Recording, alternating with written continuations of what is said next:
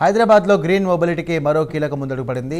TGS RTC 500 బస్సుల ప్రాజెక్టులో భాగంగా మరో 60 కొత్త ఎలక్ట్రిక్ బస్సులు రోడ్లపైకి వచ్చాయి. ఇక వీటిని మంత్రి పొన్నం ప్రభాకర్ ప్రారంభించారు. ఇప్పటికే ఈ ప్రాజెక్టు కింద 440 ఎలక్ట్రిక్ బస్సులు కూడా విజయవంతంగా సేవలందిస్తున్నాయి.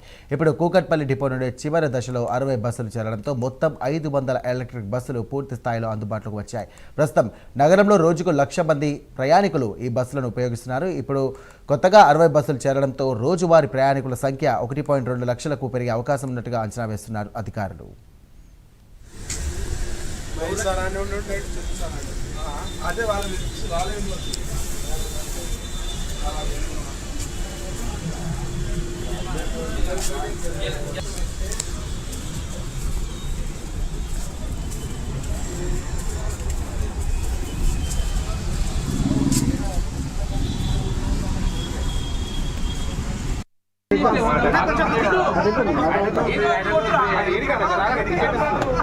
ఎక్కడ